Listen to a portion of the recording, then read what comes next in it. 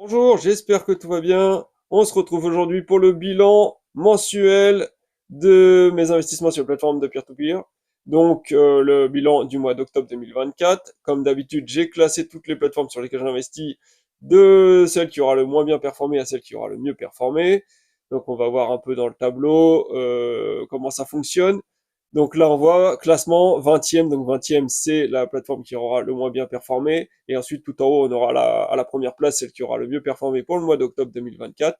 Donc on voit ici le nom de la plateforme, Bondora. Là, on va prendre l'exemple de Bondora. Ici, j'ai ajouté une colonne que d'habitude, je n'avais pas mis. Les mois derniers, je ne mettais pas.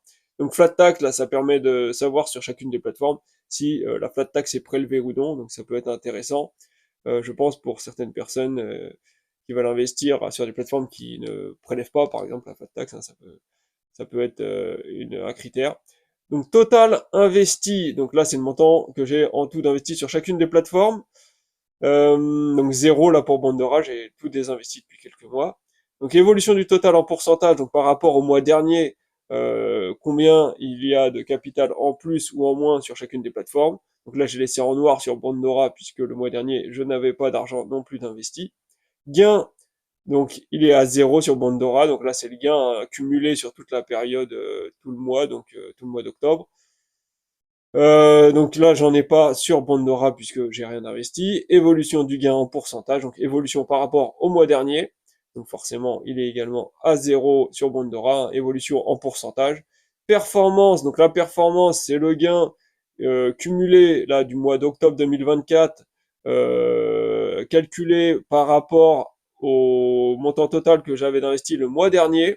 Donc là, voilà, je fais un décalage de un mois pour calculer la performance entre le gain du mois en cours et le capital qui était investi le mois dernier, puisque quand on investit de l'argent sur une plateforme, en général, il y a un délai de un mois pour que les intérêts, pour qu'on commence à toucher des intérêts, donc pour que ce soit plus cohérent, pour que par exemple si j'ajoute, admettons, d'un bloc 5000 euros sur une plateforme durant un mois, à la fin du mois, si je fais le calcul, vu que je n'aurai pas encore touché d'intérêt sur ces 5000 euros que j'ai ajouté, ça fera une performance très dégradée sur la plateforme, mais ce sera complètement artificiel, puisque le mois d'après, j'aurai ça remontera la performance. Donc voilà, pour éviter ce genre d'incohérence, je décale d'un mois entre le gain et le capital investi. Et défaut en pourcentage, donc là les projets qui ont plus de 60 jours de retard, hein, je mets tous ces projets-là de plus de 60 jours de retard en défaut. Et donc là sur chacune des plateformes, j'indique le montant en pourcentage, le taux de défaut. Donc là, Bondora, pas de défaut jusqu'à maintenant. Et voilà, et ensuite je mets des petites informations en bout de ligne si jamais j'ai des choses à dire de particulier sur chacune des plateformes. Donc voilà, pour Bondora, ça y est, c'est vu. Donc on va passer à la prochaine plateforme, donc la 19e place, c'est la première brique. Donc il y a bien une flat tax, hein, puisque c'est une plateforme française, c'est donc 30% de flat tax. 393,47 euros en tout d'investi. C'est 0,37% de plus que le mois dernier. 11 centimes de gain, donc c'est moins 81,67% par rapport au mois dernier. Performance de 0,03%.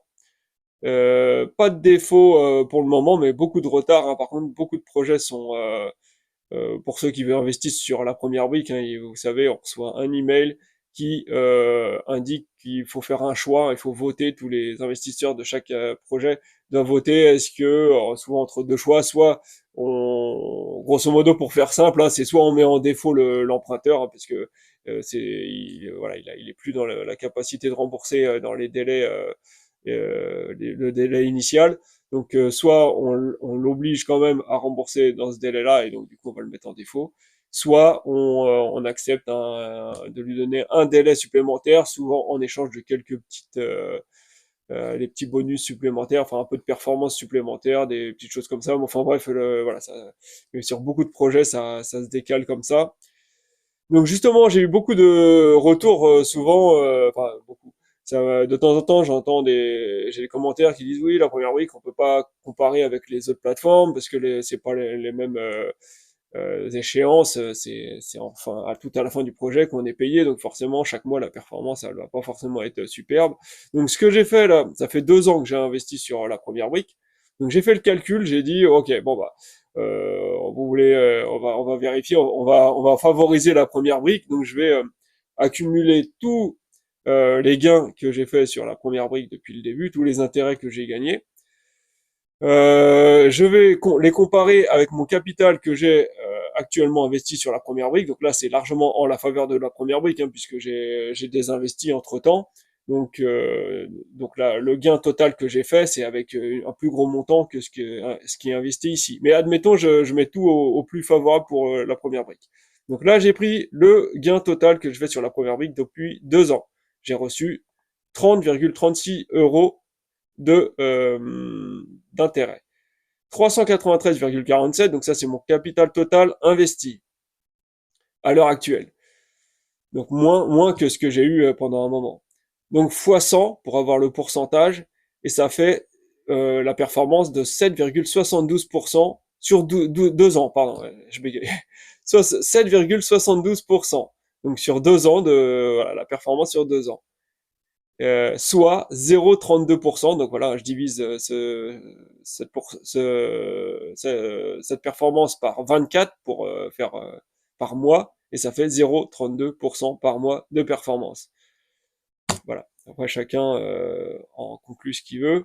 Mais personnellement, je trouve que voilà, même si on voit un peu plus large au niveau des performances de la première brique, pour l'instant, sur mon portefeuille, c'est vraiment pas très favorable, quoi.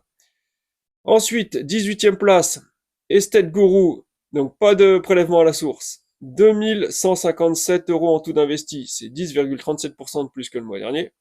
1,23 € de gain, c'est moins 95,97% par rapport au mois dernier. 0,06% de performance, 66,85% de défaut. Donc voilà, comme d'habitude sur Estate Guru, c'est pas génial à cause du taux de défaut énorme. 17e place, juste petite précision quand même, il a légèrement baissé hein, mon taux de défaut d'ailleurs, voilà, bizarrement. Donc 17e place, Mintos, Lettonie, donc il y a de la flat tax là cette fois sur Mintos, c'est en Lettonie on paye 5% de flat tax à l'étranger. Juste pour information, pourquoi j'ai ajouté cette colonne aussi, parce qu'il faut savoir que si jamais par exemple en France on est non imposable et du coup qu'on paye des impôts à l'étranger comme ça, et ben ils sont perdus en fait, hein, tout simplement. Puisque on pourra pas normalement quand on est imposable, on a le droit à un crédit d'impôt, hein, ce qu'on paye à l'étranger, on peut le déduire de nos impôts en France qu'on aura à payer.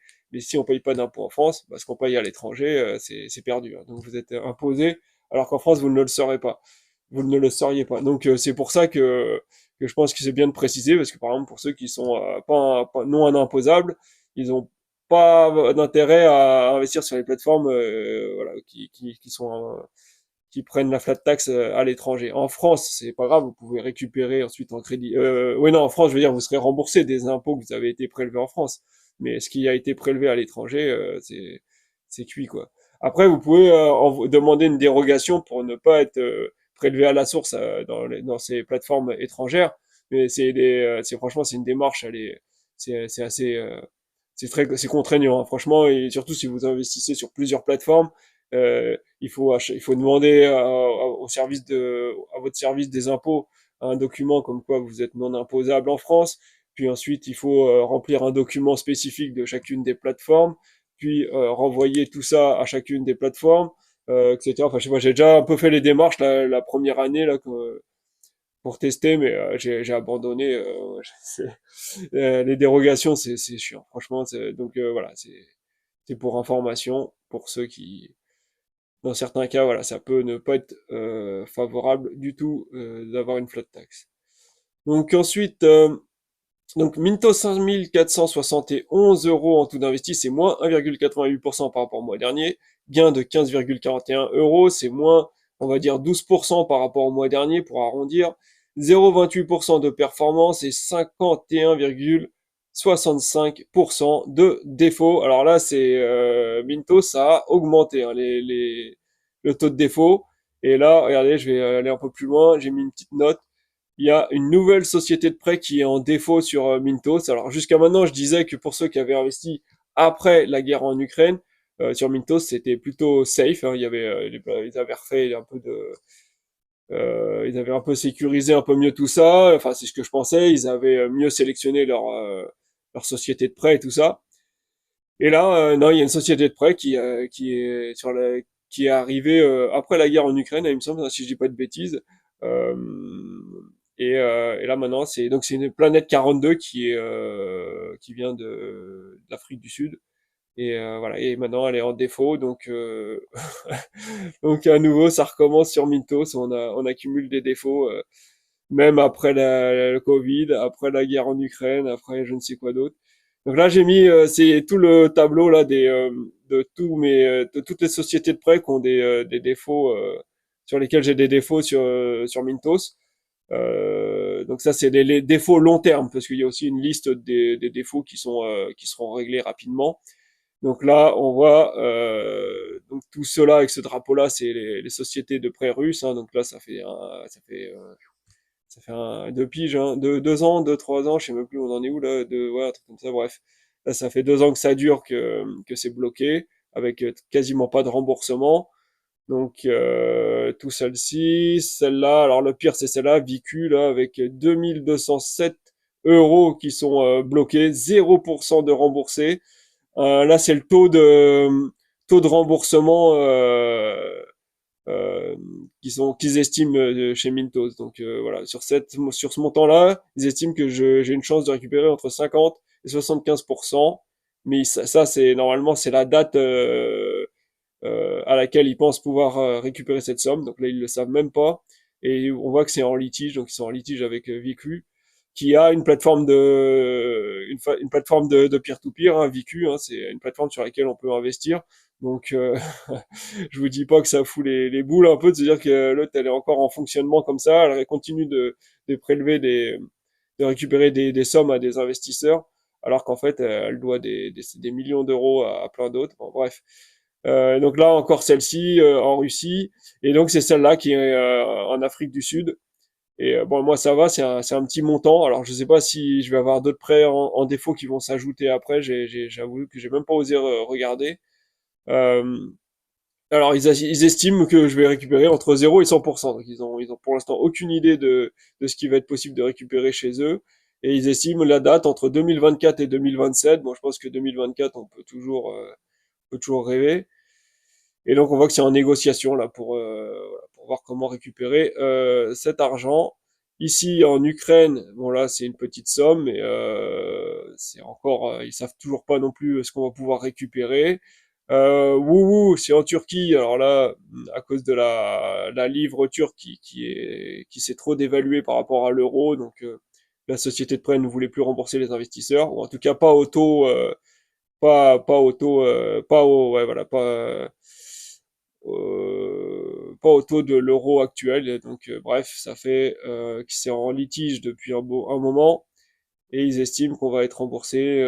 Alors 2023, bon, c'est drôle de laisser 2023 quand on est en 2024.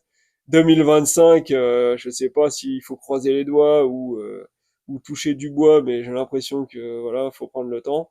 Et 75 à 100%, ils estiment qu'on va pouvoir être remboursé. Bref, voilà.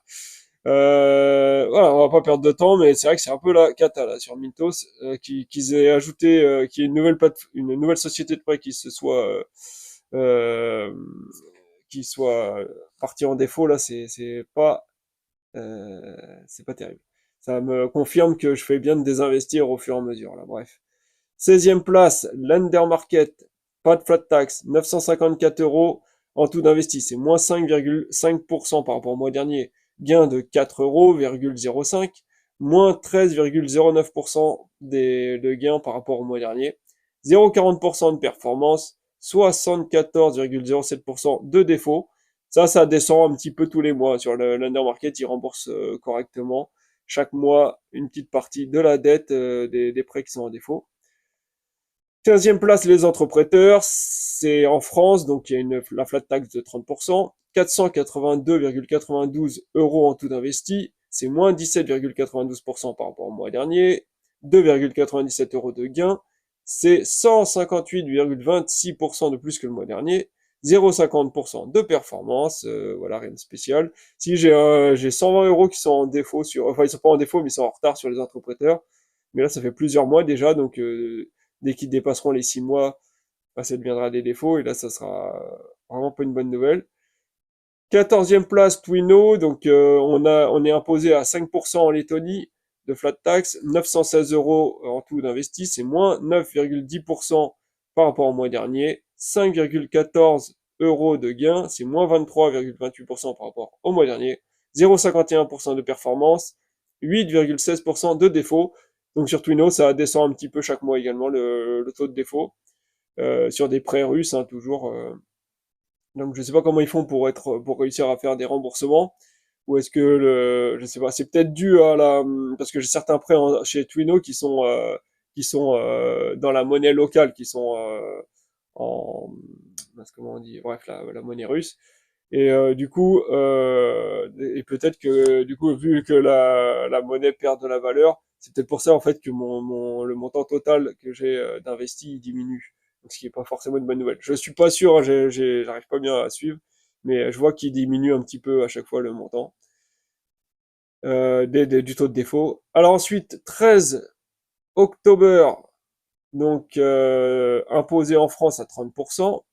95,03 euros d'investi, c'est moins 21,06% par rapport au mois dernier, 0,76 euros de gain, donc 76 centimes, c'est moins 20% par rapport au mois dernier, 0,63% de performance, et un taux de défaut de 162,17%. Donc j'ai des personnes des fois qui s'étonnent que je puisse mettre 162, enfin plus de 100% de défaut sur une plateforme. Et si, en fait, ça s'explique facilement. C'est tout simplement parce que une grosse partie du montant qui est investi est en défaut. Donc ça en atteint, je sais pas, peut-être 95%. Et ensuite, j'ai pas mal d'intérêts qui se sont accumulés, mais qui ne m'ont pas été versés, donc qui sont également en défaut. Et donc c'est ce total de capital plus les intérêts qui se sont accumulés qui font que le défaut total est supérieur au montant total investi. Voilà, donc c'est pas complètement incohérent en fait. 12e place, CrowdPeer. Donc on est imposé en Lituanie à 15%, 1910,07 euros d'investi. C'est moins 13,42% par rapport au mois dernier. 13,89 euros de gain, c'est moins 30,41% par rapport au mois dernier. 0,63% de performance et pas de défaut sur CrowdPeer. Ensuite, on passe à la 11e place, c'est PrêtUp, donc imposé à 30% en France, 75,31 euros de gain, c'est moins 12,64%. 0,57 euros de gain, donc 57 centimes, c'est moins 12,31% par rapport au mois dernier, 0,66% de performance et 137,30% de défaut. Donc là, c'est comme October. J'ai une grosse partie du total qui est de mon capital total investi qui est en défaut, plus des intérêts qui se sont accumulés. Juste petite précision là, j'avais complètement oublié de préciser. Quand j'ai couleur rose ou violet comme vous voulez sur certains noms de plateformes, ça veut dire que j'ai le montant en tout de mes gains est supérieur sur ces plateformes-là au montant total que j'ai d'investi. Donc ça veut dire que je peux plus perdre de capital sur ces plateformes-là. Je suis de toute façon en gain du moment que je réinvestis pas d'argent dessus. Donc voilà, je suis définitivement en gain sur Bondora, sur l'Undermarket, sur October et sur PrêtUp. Hein. Donc c'est des plateformes sur lesquelles j'ai beaucoup désinvesti dernièrement et c'est pour ça que voilà, mon capital est devenu plus bas que le montant total de mes gains. Donc c'est plutôt une bonne nouvelle, hein, puisque le October, j'y croyais pas trop que j'allais finir gagnant, et pourtant si. Voilà, PrêtUp, l'Undermarket, enfin bref. 10e place, Esketit, donc on n'est pas imposé, 1680, enfin pas imposé à la flat tax, hein, après il faut quand même déclarer en France, hein. Je préfère préciser qu'on vienne pas 1688,93 euros en tout d'investi, c'est 0,66% de plus que le mois dernier, 11,13 euros de gain, c'est moins 38,54% par rapport au mois dernier, 0,66% de performance, et pas de défaut pour Esquetit. 9e place, c'est Monster, on n'est pas imposé à la flat tax, 159,23 euros en tout investi, c'est moins 7,76% par rapport au mois dernier, 1,3 euros de gain, 441,67% de plus que le mois dernier. Et ben, 0,75% de performance et un taux de défaut de 93%, donc ce qui est très élevé, mais ça a légèrement baissé par rapport au mois dernier, donc tout ce qui est positif, hein, c'est bon à prendre. 8e place, attendez, à moins que je dise une bêtise là, autant pour moi, je suis pas sûr en fait sur Monster, j'ai un petit doute, il me semble que ça a baissé, mais j'aurais dû faire une note, j'ai oublié. Enfin bref, dans tous les cas, c'est pas fantastique non plus. Hein. 8e place, Peerberry, il n'y a pas de flat tax, 2459 euros en tout d'investi, c'est moins 8,64% par rapport au mois dernier, 20,17 euros de gain, c'est moins 34,24% par rapport au mois dernier, 0,75% de performance et 0,51% de défaut. Donc il reste quelques dizaines d'euros, enfin il me reste quelques dizaines d'euros en défaut sur des prêts en Ukraine, mais ils sont remboursés petit à petit chaque mois, donc aucun souci du côté de Peerberry, mis à part bien sûr le cash drag sur les prêts court terme, hein, donc ce qui fait que je suis obligé un petit peu de désinvestir. Sauf, ou alors il faudrait investir que sur les prêts immobiliers, les prêts long terme sur Peerberry sont toujours disponibles hein, en général. D'ailleurs, c'est ce que je vais peut-être faire après réflexion, vu le taux d'imposition à l'étranger là sur Cloudpeer, je me demande au final si je préférerais pas du coup plutôt investir sur les prêts immobiliers de Peerberry et comme ça ne pas être imposé. Voilà, éviter de payer au fur et à mesure à chaque fois les 15% et plutôt payer en France le moment venu. Enfin bon bref, je sais pas, on verra. 7e place, via Invest, donc on paye 5% de flat tax en Lettonie, 1297,51 euros d'investi, c'est moins 11,25% par rapport au mois dernier, 13,79 euros de gain, c'est 2,07% de plus que le mois dernier, 0,94% de performance, donc rien à dire sur via Invest, c'est assez constant, c'est plutôt des bons résultats à chaque fois. 6e place, Debitum, Lettonie, 5%, donc flat tax de 5% en Lettonie pour Debitum, 7581,5 euros d'investis, c'est 6,83% de moins que le mois dernier, 81,62 euros de gain, c'est moins 10%, 10,8% par rapport au mois dernier, et 1% de performance. Donc pareil pour Debitum, c'est toujours une bonne performance. 5e place, RoboCash, pas de flat tax, 4402,44 euros, c'est moins 2,03% par rapport au mois dernier, 45,53 euros de gain, c'est 1,29% de plus que le mois dernier, 1,01% de l'évolution des gains, j'ai dit, je sais même plus où j'en étais, des fois à force de répéter, je sais plus où j'en suis. Bref, donc les gains ont augmenté de 1,29% et la performance est de 1,01%. Donc bonne performance pour RoboCash comme chaque mois. Un peu comme Peerberry, juste dommage que que le cash drag est trop important. Hein, donc c'est-à-dire que il y a trop de périodes où il n'y a plus de prêts disponibles et voilà, et l'argent ne travaille pas. Ce qui fait qu'on perd en performance, donc voilà, obligé de récupérer l'argent au fur et à mesure si on veut pas laisser l'argent dormir sur la plateforme. Et là en plus sur RoboCash, il n'y a pas de prêts long terme qui sont disponibles régulièrement ou quoi. Sur RoboCash, c'est la razzia complète, donc il faut juste mettre en route son robot d'investissement et attendre en croisant les doigts qu'il arrive à investir sur quelques projets.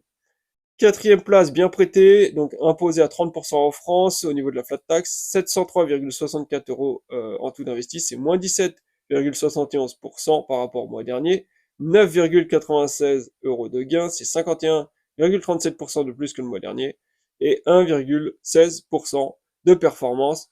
Donc bien prêté, chaque mois c'est plutôt pas mal, mais là c'est vraiment très bien, j'ai reçu beaucoup de remboursements, je crois des remboursements anticipés, donc du coup, c'est ça qui a fait que j'ai reçu plus de performances que d'habitude. 3e place, Néofinance, donc imposé la flat tax est à 15% en Lituanie, 1315,93 euros d'investis en tout, c'est moins 4,76% par rapport au mois dernier. 16,05 euros de gain, c'est moins 8,81% par rapport au mois dernier et 1,16% de performance. Donc très bonne performance sur Neofinance, ça pareil, comme chaque mois, depuis pas mal de mois, j'ai toujours des bonnes performances sur Neofinance. Deuxième place, MacClear, donc non imposé, 1700 non imposé à la flat tax, 1734,42 euros en tout d'investi, c'est moins 4,58% par rapport au mois dernier, 21,44 euros de gain, c'est 12,96% de plus que le mois dernier, et 1,18% de performance. Donc super performance pour MacClear, ça c'est pareil comme d'habitude hein, jusqu'à maintenant. Ça a toujours été bon au niveau de la performance sur MacClear. Et première place, c'est Swapper.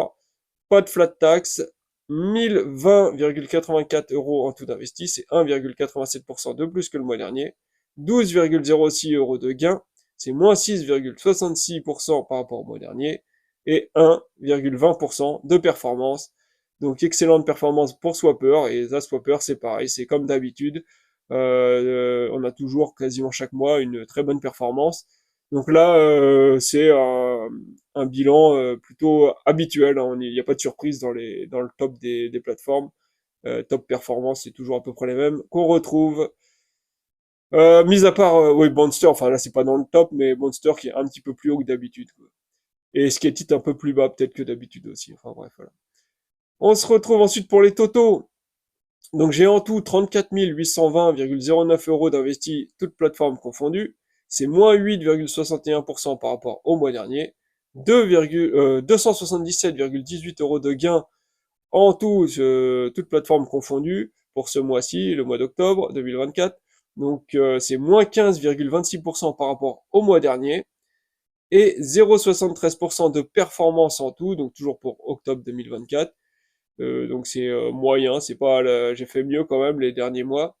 En général, ça peut monter à 0,8%, 0,9%, rarement à 1% de performance par mois, ce qui serait pourtant le top pour moi, selon moi. Donc taux de défaut de 15,70%, donc très gros taux de défaut comme d'habitude. Puisque Mintos ne rembourse pas grand-chose. Hein. C'est surtout Mintos qui me pose problème. Hein. Si j'arrivais à être remboursé de même 50% de mes défauts sur Mintos, ça serait quand même voilà, genre un taux de défaut déjà plus acceptable. Là, ça fait quand même une somme de 5467 euros en tout qui est en défaut. Pour un gain total. Donc là, c'est le gain total donc de toute plateforme confondue depuis le tout début que j'investis. Euh, euh, y compris les bonus et tout ça, puisque là dans les gains chaque mois je compte que les intérêts, hein, je compte pas si jamais j'ai reçu des bonus exceptionnels, etc.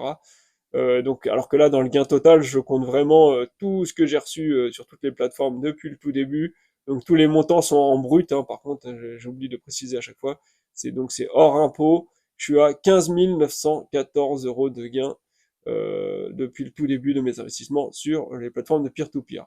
Donc voilà, si on compte 5000 euros de défaut, si on fait la soustraction, pour l'instant, on va dire que je suis à 10 000 euros de gain brut, sans compter les impôts. Voilà, donc bilan un petit peu moyen, un peu plus classique, on va dire. Là, on retrouve vraiment les plateformes habituelles. Celles qui ont performé, c'est celles comme d'habitude. Et les autres, c'est aussi comme d'habitude, elles ont moyennement performé. Si vous avez des questions, n'hésitez pas dans les commentaires. Et moi, sinon, je vous dis à une prochaine. Bye bye, ciao.